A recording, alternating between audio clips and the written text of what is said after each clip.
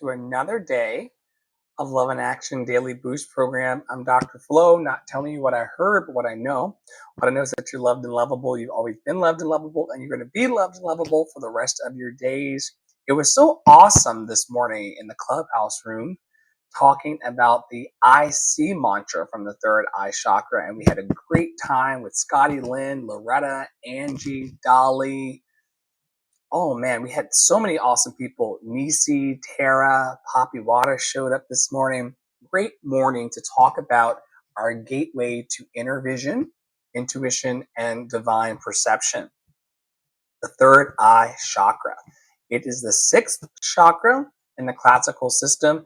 It's located at the center of the forehead between the eyebrows. So right about here, it's all about intuition, inner wisdom, spiritual vision, discernment, and also it's where your imagination lives.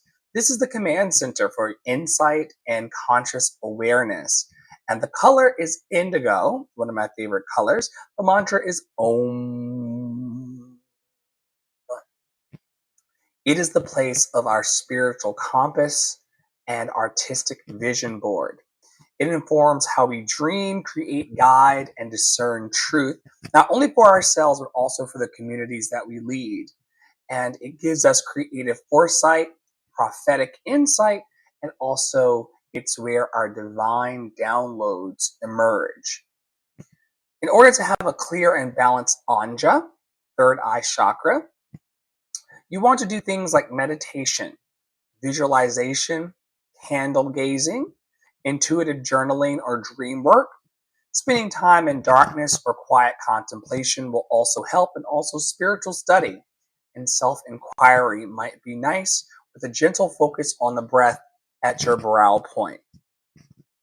When you have an underactive third eye chakra, you may feel mentally foggy, indecisive, disconnected from your intuition, or overly dependent on external validation. And when your third eye chakra is overactive, it can lead to excessive daydreaming, fantasy, and a detachment from the present. And so just do your inner work to get attuned with what you see, maybe see some things that you're trying to avoid, and then move forward in love towards yourself.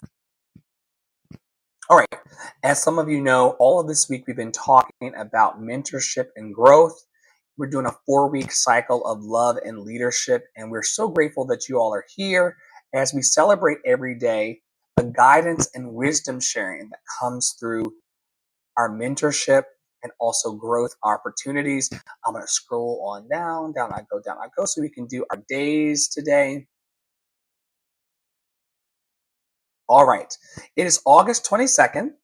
Here are some fun facts with third eye chakra insights. It is International Day commemorating the victims of violence based on religion or belief. This UN-designated day honors those affected by religious persecution, inviting us to deepen our global awareness and also our empathy.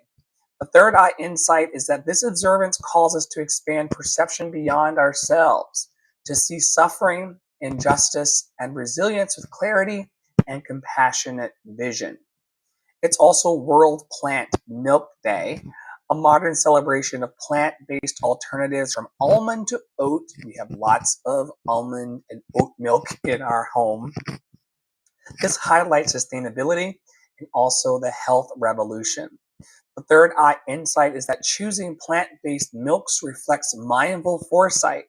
Our decisions today shape a more conscious, compassionate tomorrow. It's also National Eat a Peach Day. August 22nd is perfect for biting into nature's fuzzy, juicy wonder. Peach season is at its peak right now, and the third eye insight is that savoring seasonal fruit cultivates sensory mindfulness, grounding higher awareness through present moment delight. It's also Folklore Day for all of you who celebrate folklore in our culture.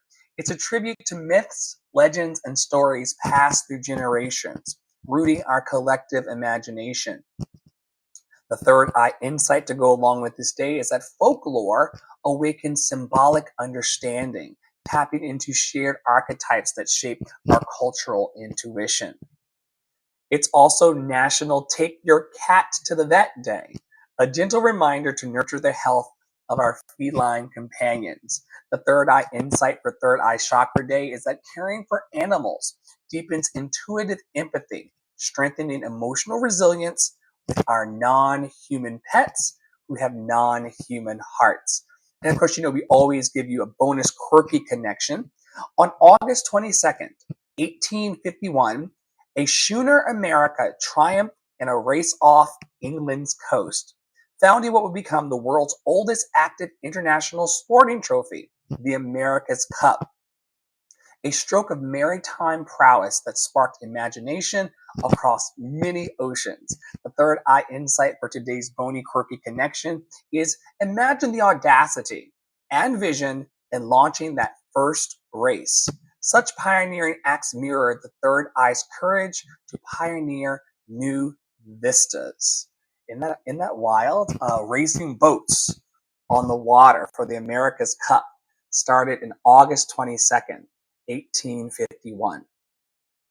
All right, as I said earlier, our theme of this week is mentorship and growth. And so since we are in our third eye chakra, I've got about 10 questions for you that are going to help you to anchor into your wisdom, intuition, and vision. How do mentors help you trust your intuition? How do mentors help you trust your intuition? What role does vision casting play in mentorship and leadership? What role does vision casting play in your mentorship and in your leadership? When has a mentor helped you see possibilities you could not yet see? Those open doors in our lives. When has a mentor helped you see possibilities you could not yet see? How do you discern what wisdom to apply in mentoring situations? And of course, we believe in our network that everyone can be mentored by someone and everyone has the opportunity to mentor somebody as well. So how do you discern what wisdom to apply in teaching someone a skill or a trade or a mindset shift? What do you discern? And how do you discern? What practices sharpen your inner clarity as a leader? We've been talking for weeks about the fact that everyone is a leader of somebody and everyone's being led by somebody. What practices sharpen your inner clarity as a leader? How can mentorship help others embrace foresight and big picture thinking? How can mentorship help others embrace foresight and big picture thinking? What role does spiritual or intuitive guidance play in your leadership? What role does spiritual or intuitive guidance play in your leadership? How do you mentor others to trust their inner wisdom? How do you mentor others to trust their own inner wisdom? Well, like I started off this morning talking about, we have an 11 a.m. room Eastern every day over on an app called Clubhouse. It is well attended by people who want to learn how to trust themselves and to go out for their big dreams and goals in life. And how do I mentor others? I listen to them. I listen to what they say they need and what they say they want, and I pay attention. I pay attention and I help them to believe in what they want. If you have a desire, it's not there because you didn't have anything better to do. Your desires are there because it's something that you believe is going to bring you joy and make you happy, healthy, and free from all of your suffering. And so if you've got something in your life where you want to be happy, or you think it's going to bring you more happiness, even though happiness can be very fleeting, don't hold on to happiness too tight because it will go. So will the sad moments in life. But if there are things that you feel in your life that will make you happy, healthy, and free, go for them. You can trust that inner wisdom. There's no one who comes into our morning rooms who says that they want to rob a bank or do something awful. The people who surround Love and Action Network really want to make a difference on the planet, and we encourage them to do that by trusting themselves inside and also as they move into the world and the marketplace at large. Last two questions. What is the balance between experience and intuition in growth relationships? What is the balance between experiences and intuition in growth relationships? And then the final question, how do you align your vision with those who guide without imposing it? How do you align your vision with those you guide? Not who guide, you guide. How do you align your vision with those you guide without imposing it? Oh my gosh. There's a book called Free to Be You and Me. We teach a liberation message and a liberation theology and liberation mindset in Love and Action Network. Meaning that you can come into one of my sessions or come into one of our groups or hear some advice that we're giving, and you can throw it all out if it does not align with what you want to do and who you want to be. I came from a religion, a cult of Christ, if you will, where you had to do everything their way or they would label you a sinner. And I no longer want to impose my views on other people. I want people to find their own ways to be happy, healthy, and free. And if you know the answers, I want to support you in those answers. I want to help you help yourself to make your dreams come true. And I use that language very intentionally. You can do it. Put some love into it.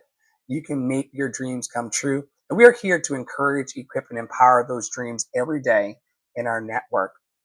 Thanks for watching today and holding space for love daily. On behalf of our production team, Poppy Water 33, Tara Olo Studio, and myself, Andre in the Flow, thanks for watching, and keep hope in your heart.